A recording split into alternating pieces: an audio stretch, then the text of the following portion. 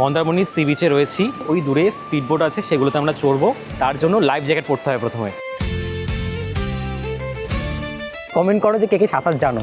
প্রথমবার speed boat চড়বো, আমি তো খুবই এক্সাইটেড। মামা উঠে যাচ্ছে আগে, এরপর আমি উঠবো।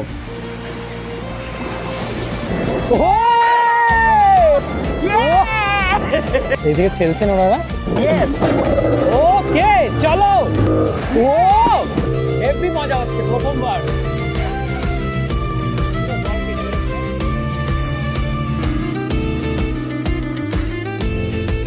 1.5 কিলোমিটার মতন আমরা এসেছি, শান্ত জায়গায় এসেছি। এখানে কিন্তু কোনো ঢেউ নেই, এখান থেকে এবার ঘোরানো হবে বলছেন।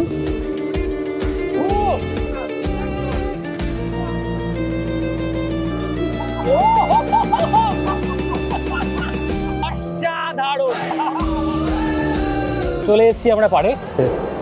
ওই দেখো জল ঢুকে যাচ্ছে, ঘোরাচ্ছেন। খুব ভালো এক্সপিরিয়েন্স,